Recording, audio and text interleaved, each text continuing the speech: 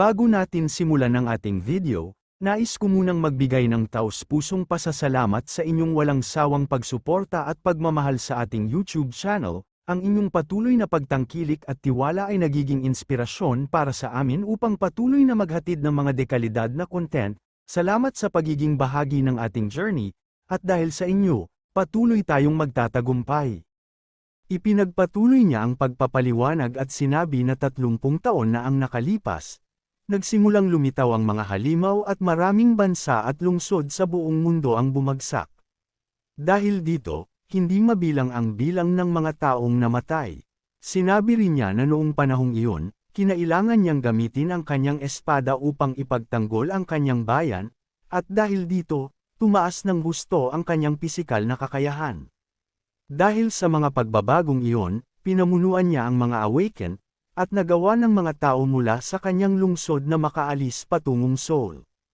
Tinapos niya ang kwento na iyon ang simula ng Mercenary Temple Corps na kanyang itinatag, at mula noon ay nagsimulang magtipon ang mga tao at muling naitatag ang lungsod, at nagsimulang magpakita ang mga titulo ng mga guardian. Sinabi ni Taiwan na kahit na tinatawag itong Korea, sa asensya, ito ang Seoul na kanilang tinitirhan. Nang nagsimulang umangkop ang mundo, naganap ang isang pagbabago, isang bagong insidente 10 taon na ang nakalipas, at ang mga pang-araw-araw na halimaw ay naitalaga na sa level ng boss. At iyon ang tinatawag na dakilang huling pagsalakay. Noon, ang Spear Mage ay inaatake. At kahit na napigilan niya ang atake, napagtanto niyang hindi siya kayang labanan mag-isa ang halimaw. Kung magpapatuloy siya, mamamatay siya, at ang tanging nais niya ay mabuhay. Sa sandaling iyon, lumitaw si Taijong at natapos ang halimaw sa isang hampas lang. Tinawag niya ang batang lalaki, sinasabing magising na siya.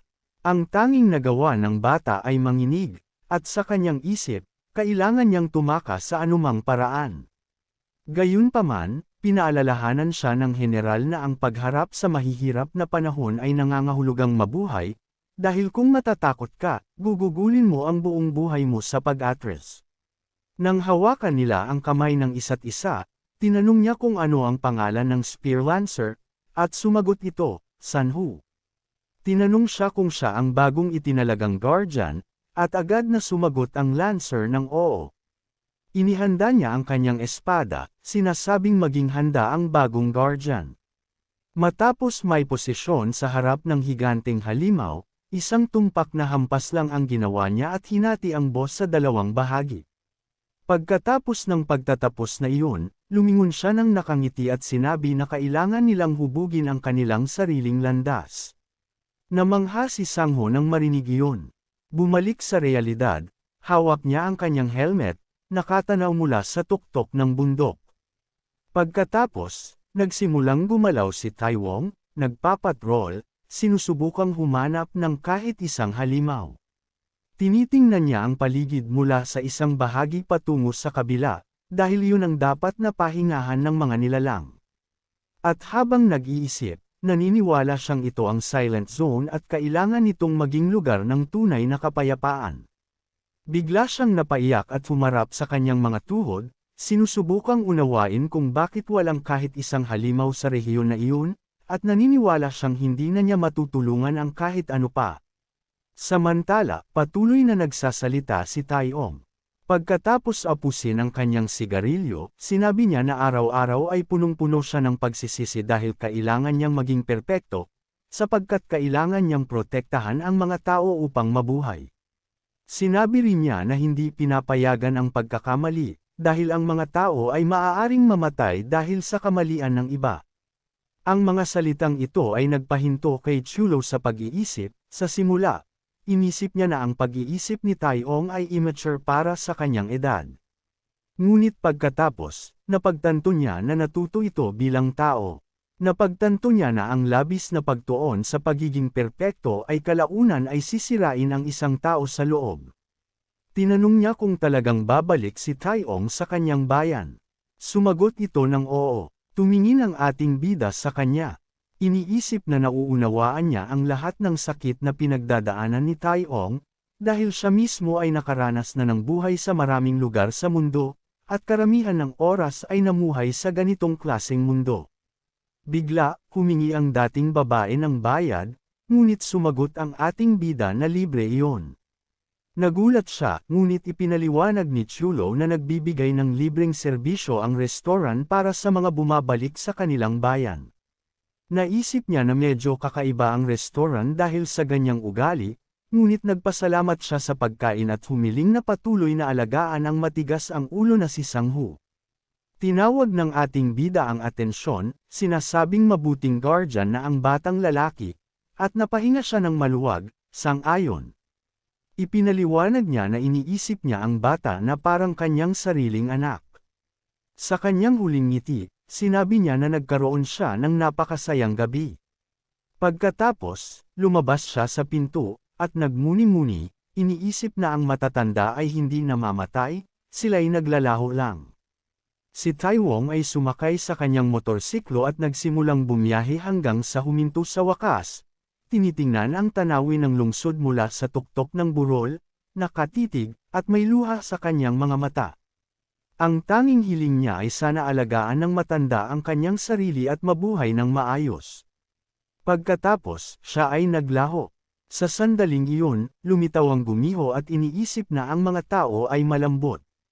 Bagamat namangha siya sa ating bida dahil nagbigay ito ng malalambot na bato na hindi nakakasakit, natuwa siya na may bagong mabait na tao na lumitaw. Pagkatapos noon, nawala ang ating bida sa kanyang pag-iisip at ang tanging nagagawa niya ay sumigaw, nagtatanong kung nagising na si Lantera, ngunit unti-unti nang humihina ang kanyang alaala. Ngayon, naruroon siya sa harap ng hari ng mundo at ang tanging ginawa ng halimaw ay itanong kung bakit siya isinama sa dimensyong iyon. Itinatanong niya ito gamit ang kanyang kapangyarihan na nakatuon sa ating bida. Hindi niya tunay na naiintindihan ang nangyayari at nakakarinig lamang ng mga walang kahulugang salita. Dahil dito, kinumo niya ang kanyang kamao dahil maraming magic circle ang nakaapoy mula sa kaaway sa harap niya. Kaya't umatake ang ating bida gamit ang lahat ng kanyang lakas, nagbanggaan ang dalawang atake. Sa sandaling iyon, nagising siya nagulat, at sa pagtitig sa paligid, nakita niyang nanginginig sa takot si Kan sa sulok ng kwarto. Tinanong ni Chulo kung ano ang nangyari, ngunit sumagot lamang si Firehair na ang ating bida ay naglalabas ng nakapipinsalang murderous intent, kaya't nakakatawa ang tanong na iyon. Hindi niya ganap na naiintindihan ang nangyari at humingi ng paumanhin dahil kahit 10 taon na ang lumipas, paminsan-minsan ay nangyayari pa rin ito. Nagmuni-muni siya na maaaring sanhi ito ng pagkakaalala sa malaking paglusob ng mga halimaw 10 taon na ang nakalipas, at iyon mismo ang araw na nakipagsagupa siya sa Demon King. Kaya hindi niya pinaniniwalaan na ito ay basta pangyayari lamang. Tumingin siya sa bintana at naniniwala na hindi na sila muling magkikita. Pagkatapos noon, lumapit siya sa baby dragon at napansin na nagdodrawing ito, ipinapakita na talagang bata pa siya. Tinanong niya kung ano ang idinrawing niya at kung manok ba iyon, at sumagot ang dragon, ito ang menu para sa araw na ito. Naguluhan ang dragon at nagsimulang magdrawing muli. At sinubukan niyang intindihin kung isda ba iyon at kung sakaling nakita na ba nito ang isang sirena. Pagkatapos, niyakap niya ito dahil hindi niya mapigilan ang kanyang kakulaitan. Pinapahaplos ni Chulo ang baby dragon at sinabi na ihahanda niya ang manok para sa araw na iyon, ngunit kailangan munang burahin ang lahat ng drawings. Sa sandaling iyon, lumitaw si Kan na natakot, nais malaman kung nagbigay ba ng gulo ang kanyang nakababatang kapatid. Ipinaliwanag niya na tinuruan niya si Kulay tungkol sa paglilinis, at saka lamang napagtanto ng Firehair na sa ilang paraan, mas malapit ang ating bida sa baby dragon kaysa sa kanya mismo. Sinabi niya rito na tigilan na ang paranoia at mag-asikaso na lang sa bahay dahil kailangan niyang mamili. Pagdating sa bayan, bumili siya ng maraming manok dahil alam niyang may isang kumakain ng marami sa restaurant. Sinamantala ng tindero ang pagkakataon at sinabi na may pista sa araw na iyon at itinuro ang direksyon, sinasabi na gaganapin ito sa plaza.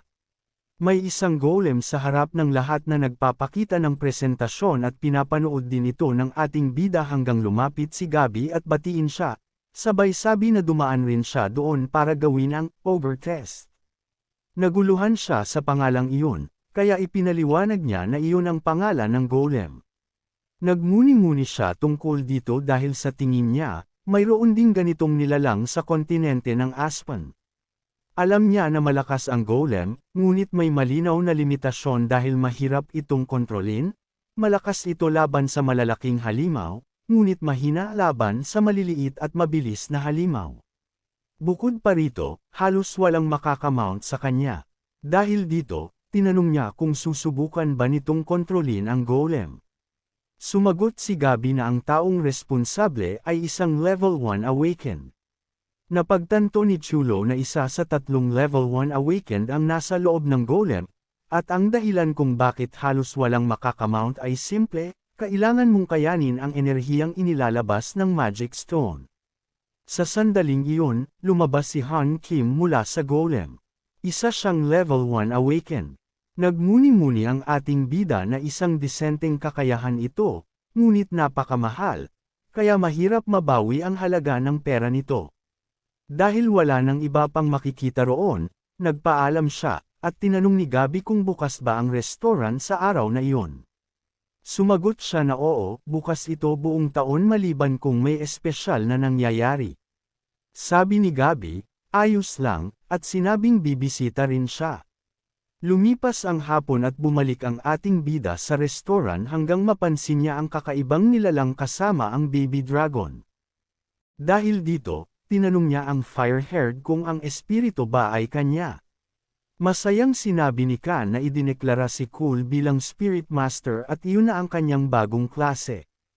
Pagkatapos ay ipinagmamalaki niya na ang kanyang nakababatang kapatid ay naging isang makapangyarihang nilalang.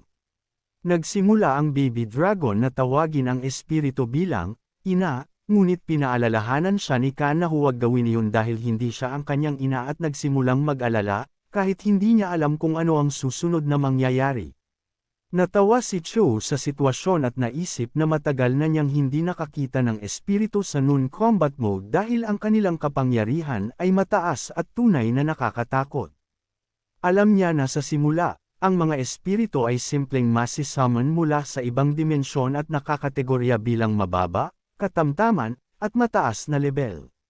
Bukod pa rito, sa Demon Realm kung saan naninirahan ang mga demonyo, ang Spirit Realm ay nasa kontinente ng Aspen at kabilang ang dimensyon kung saan naruroon ang mundo. Kaya naniniwala siya na may 4 na dimensyon na konektado sa mundo. Nagsimulang mapagtanto niya na hindi na kayang sabayan ng kanyang utak ang sobrang dami ng impormasyon. Ang susunod niyang tanong ay kung tinuruan ba niya ang espiritu na maglinis. Malinaw niyang sumagot ng oo. Ipinakita naman ng espiritu sa pamamagitan ng pagbuhos ng tubig sa mga guhit. Natagpuan ito ng ating bida na kawili-wili dahil magiging napakakapakipakinabang ang espiritu ng ganoong klase. Pagkatapos ay pumunta siya sa kusina at habang naghahanda ng ulam, sinabi niya na ang menu ay manok.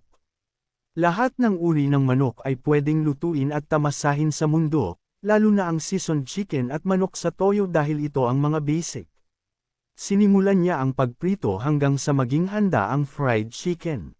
Agad na humingi ng pagkain si Clay at binigyan siya ng ating bida ng isang piraso upang makita niya kung paano ito tikman. Pagkatapos ng ilang kagat, nakakuha siya ng atensyon ni Chilho at sa kanyang nagniningning na mga mata, sinabi na sobrang sarap nito. Nagsimulang damaloy ang laway ni Kan at tumakbo upang kumuha ng piraso, ngunit pinaalalahanan siya ng ating bida na maghintay at sa isang nakakatakot na tingin, sinabi na sa mundong iyon ay may paraan para matuklasan ang asensya ng isang tao habang sabay na kumakain ng manok. Hindi niya gaanong naiintindihan ang ibig sabihin nito. At ang ating bida, na umaapaw sa kapangyarihan, ay nagtanong kung aling parte ng manok ang unang kakainin niya. Muli, hindi niya naiintindihan kung saan patungo ang sitwasyon at nagtanong kung may kahulugan ba ito. Nag-aatubili siyang sumagot at kumuha ng isang piraso sa kanyang kamay, gustong malaman kung mabubunyag ba ang asensya sa piraso na pinili niya. Ngunit humingi ng paumanhin ang ating bida, sinasabi na biro lamang iyon, at sinabing kainin na rin nila hanggang makita nila ang baby dragon na nakahiga, dahil kinain niya lahat ng manok ng mag-isa at hindi iniwan para sa iba. Kinuha ni Cho ang isang beer bilang kasabay sa manok at nag-toast silang dalawa dahil pinapayagan ang inumin. Nagsimulang kumain si Kan dahil gutom na gutom siya at namangha kung gaano kadaling madibo ng ating bida ang manok ng malinis. Nagpatuloy ang dalawa sa pagkain at pag-uusap hanggang mapansin ng baby dragon ang ilang paputok sa labas ng bintana. Napaisip ang ating bida na patuloy pa rin ang pista at nagulat si Kan. Sinasabi na sa sandaling iyon inakala niyang nagsimula na ang digmaan. Lumapit si Chulo sa bintana para ipakita ang paputok kay Clay na labis na natuwa sa panunood nito. Pinaisip nito ang ating bida na ang baby dragon ay lumaki lamang sa loob ng restaurant at maaaring nakakaramdam na siya ng pagkaipit. Sinabi ni Kan na sa sandaling mailabas niya ang kanyang kapangyarihan. Makakalabas na rin siya. Tinanong niya kung makakahinga rin ba siya ng apoy, at sumagot si Kan ng oo. Natuwa siya at sabik na makita iyon, habang nagpapatuloy ang pista at paputok sa buong kalakasan. Samantala, sinusubukan ni Hun ang kanyang mga golem at napansin niyang mabigat ang mga ito, kaya kailangan ng ilang pagsasaayos. Sa wakas, natapos niya at sa paglabas ay nakasalubong niya si Gabi, binati siya sa kanyang pagsisikap. Lumapit siya at tinanong kung talagang naging lola na siya matapos tawaging matandang mangkukulam ng iba. Sinabi niya sa kanya na tumahimik, ngunit nagpatuloy lamang ang lalaki sa paglakad, sinasabing kailangan niya munang maligo bago kumain. Dahil dito, tinanong niya kung may alam ba siyang kawili-wiling kainan. Nang marinig na nagretiro si Taijong at maaaring nalulungkot si Sangho, sumagot siya na narinig din niya na bumalik ang matanda sa kanyang bayan, ngunit inamin na naging kawili-wili ito dahil oras na para siya'y magpahinga. Nagkomento ang lalaki na gusto rin niyang magkaroon ng bayan na mapag-uwian, at nanatiling tahimik si Gabi habang nakikinig. Tinanong siya kung may bagong magic stone ba na hinihintay, at sumagot siya ng oo, dahil ito ay may mataas na densidad ng kapangyarihan, kahit na hindi ito purong mahikang kapangyarihan. Pagkatapos niyang sabihin iyon, nagtataka siya kung bakit biglang lumitaw si Gabi pagkatapos niyang umalis sa dungeon. Sumagot si Gabi na oo, at ang dungeon na ito ay walang mga halimaw, minalamang na puno ng magic stones. At ang tanging kakaibang nakita niya ay isang misteryosong liwanag, kaya naramdaman niya na may kakaibang nangyayari, na para bang umuulan kahit sa lugar na imposibleng umulan. Ang mga kayamanang nakuha ng mga dragon noon ay iniwan sa pamamahala ng goblin. Habang nakikipaglaban ang ating bida sa Demon King, marami sa mga ito ang nasira. Bukod dito, iniiwasan siya ng mga dragon pagkatapos ng lahat ng pangyayari. At sa maraming kayamanang nakuha niya, isa sa mga ito ay ang magical mana detector, at natuwa siya na gumagana rin ito sa Earth. Nasa loob siya ng dungeon na nag-oobserba sa mga awakened at sinusubukang unawain kung ang dungeon ba ay mina ng mana crystals. At kung magagamit ng tama, maaari itong maging isang malaking tuklas sa maikling panahon. Gayunpaman, napansin niya ang kakaiba, para lamang bumagsak ang dungeon dahil sa Demon King, sobra ang mana na na-detect. Sa sandaling iyon, nakakita siya ng bitik at naisip na nagsimula na ang proseso. Lalo itong lumalakas hanggang sa bumuo ng parang gate na nagbubukas, at maraming nilalang ang lumabas mula rito. Agad na iniutos ng Lancer Mage sa lahat na pumasok sa Formation D. Dahil umatake ang malalaking boars, iniutos niya sa natitirang koponan na hamarang mula sa labas. Dahil mahusay makipaglaban ang level 6 boar, naghanda ang mga awakened at agad ginamit ang kanilang blocking techniques. Kasabay nito, tumalon si Sangho ngunit nalito dahil natalo ang mga halimaw ng walang labanan. Alam niya kung ano ang ibig sabihin nito at nagsimulang sumigaw na paparating na ang hari. At dahil lilito ang dungeon boss, mawawala ang mga malalaking boars. Kaya dapat nilang unahin ang mga nasugatan. Lalo pang tumindi ang portal. Nang mapagtanto niyang hindi pa rin nawawala ang mga halimaw at mas lalala pa, na natatakpan ng mga ito ang buong koponan niya, nadesperado siya dahil kailangan niyang gumawa ng hakbang. At kung gusto niyang protektahan ang mga miyembro ng koponan, kailangan ni Vicente na pumili ng rear guard. Gayunpaman, may mga kasamahan siyang naipit malapit sa hari at hindi niya alam kung alin ang tamang piliin upang protektahan. Nagsimulang manginig siya dahil araw-araw ay kailangang magsisi sa mga desisyon niya, hanggang sa huminto siya upang magmuni-muni at makarinig ng isang tinig sa kanyang ulo na nagbibigay lakas sa kanya.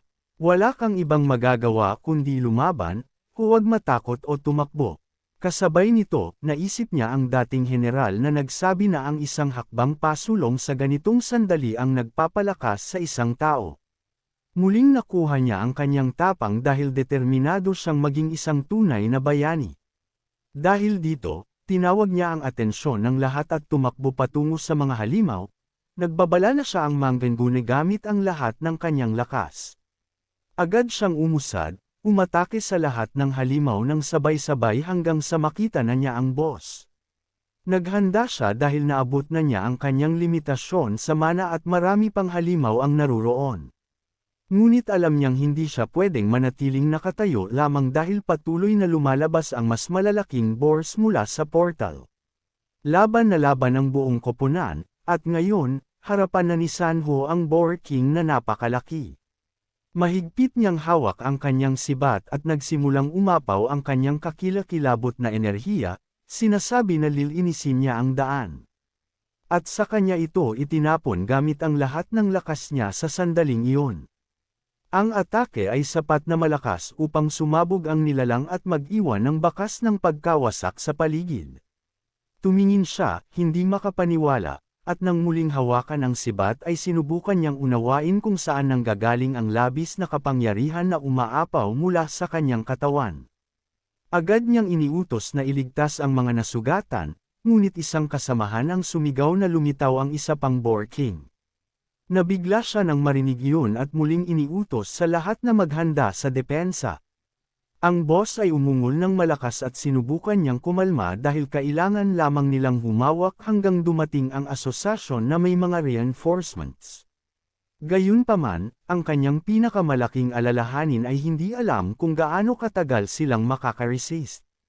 Sa sandaling iyon, lumitaw ang isang matinding liwanag at sinubukang intindihin ng lahat kung ano ito.